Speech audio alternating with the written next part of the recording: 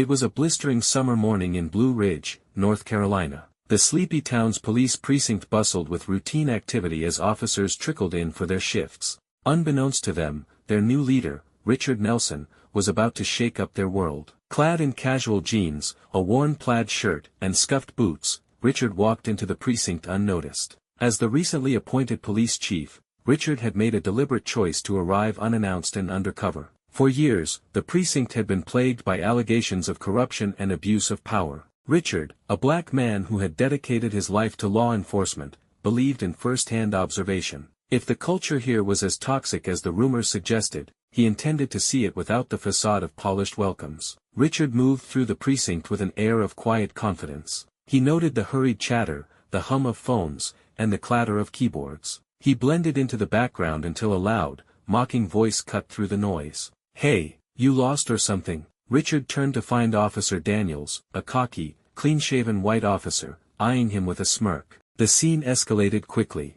Daniels' taunts grew louder, laced with condescension. "This ain't a place for drifters. You need to turn around and head out before you embarrass yourself." Around them, a small crowd of officers began to gather. Some chuckled, others whispered, but none intervened. Daniels, emboldened by his audience, took a step closer. When Richard remained calm and composed, Daniels decided to up the ante. With a quick, shocking motion, he spat directly into Richard's face. For a moment, the room froze. Richard stood still, his face an unreadable mask of composure. He wiped his cheek slowly, his movements deliberate. "Is this how you greet everyone?" he asked quietly, his tone even but firm. Daniels snorted. "Only those who don't belong here." The laughter resumed, echoing in the sterile precinct hallway. Richard said nothing more. He turned and walked toward the main office, his pace steady, leaving the scene behind. Later that morning, the precinct's officers gathered in the briefing room for a scheduled meeting. Daniels was among them,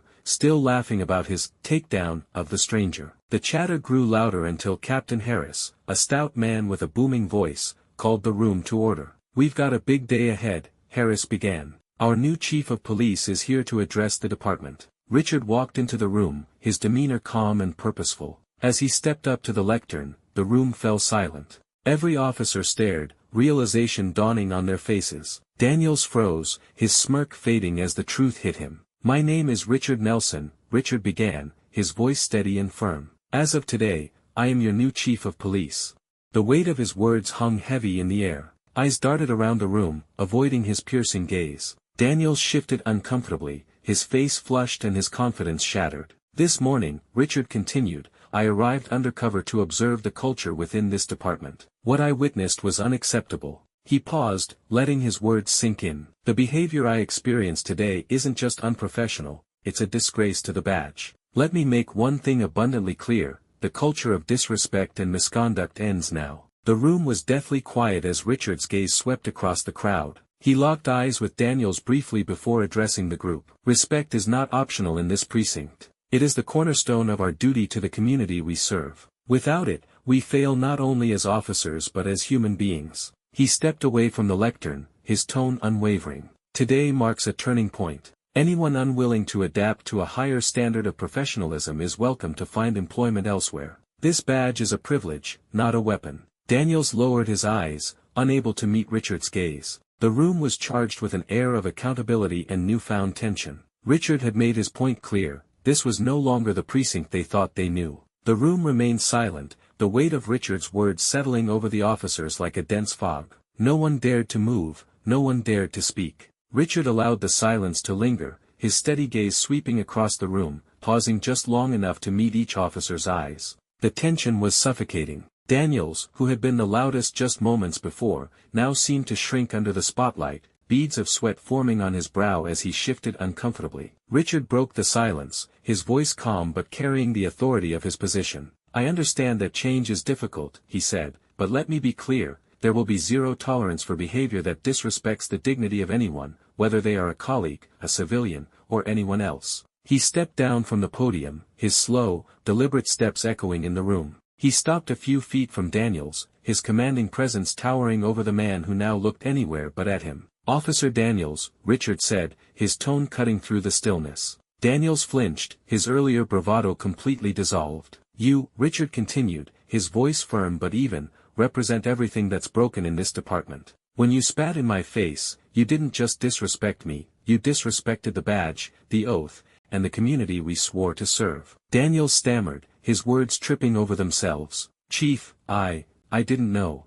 That's exactly the problem, Richard interjected sharply. You didn't care to know. You didn't take a moment to think before you acted, because you assumed that the man standing in front of you didn't matter. That assumption is why this department has lost the trust of the people it serves. Richard turned his attention back to the room, his voice rising slightly as he addressed the group. What I witnessed this morning wasn't just one man's mistake, it was a culture. A culture where bullying and prejudice aren't just tolerated, but celebrated. That stops now. He stepped back toward the podium, his voice now resonating with an unshakable resolve. As of this moment, Officer Daniels is suspended pending a full internal investigation. For those of you who think this is just a slap on the wrist, think again. This is the first of many changes. Gasps rippled through the room. Daniels' face turned crimson, his jaw tightening as he avoided the stares of his peers. Richard remained unfazed, standing tall and unyielding. This isn't about punishment, he said firmly. It's about setting a standard. If you're not willing to rise to it, this isn't the place for you. He let his words hang in the air, his gaze locking with each officer's. If you're ready to do better, to be better, we'll move forward together. But know this, I will hold you accountable every step of the way. The meeting ended in heavy silence, the usual chatter and camaraderie replaced by a collective unease. As the officers filed out, Daniels stormed out of the room, his face a mix of embarrassment and anger. The others avoided eye contact, their expressions ranging from guilt to quiet contemplation. In the days that followed, the precinct was a different place. Officers who once laughed along with Daniels' antics now kept their distance. Whispers of his suspension spread through the department, and Richard's presence was a constant reminder of his leadership. Some officers took the change to heart. Officer Reyes, a younger recruit, approached Richard one day with a mix of guilt and resolve. Chief, I need to admit something, she said. I've been complicit in this toxic culture. I didn't speak up because I was scared. Richard's expression softened, but his tone remained firm. It starts with you, he said. If you're willing to do better, you'll have my support. Not everyone was willing to adapt. Daniels filed an appeal against his suspension, claiming unfair treatment. Richard stood firm, ensuring that the internal investigation was thorough. The review uncovered a pattern of misconduct, and Daniels' appeal was denied. Despite resistance, Richard pressed forward. Conversations about implicit bias and community engagement began to take root, though not without mixed reactions. Small victories, a recruit speaking up, an officer reconsidering their actions, were steps towards something greater. At a community event weeks later, Richard met a young boy who approached him hesitantly. "Are you really the chief?" the boy asked, his voice barely above a whisper. "I am," Richard said, kneeling to meet the boy's gaze. "My dad says the police don't care about us," the boy admitted, his eyes wide with uncertainty. Richard's heart ached at the words.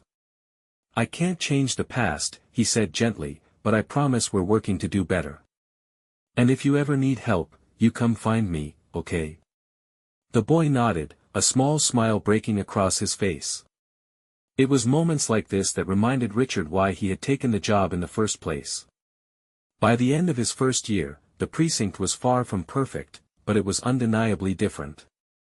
Officers unwilling to change had been replaced by recruits who shared Richard's vision. The community, once skeptical, began to see signs of progress, a renewed effort to build trust and bridge divides. One evening, as the precinct buzzed with the end-of-shift energy, Richard stood in the main hallway, watching officers file out. The laughter and camaraderie felt different now, genuine, inclusive, and untainted by malice. Change was never easy, but it was worth every fight. And for the first time, Richard felt hopeful.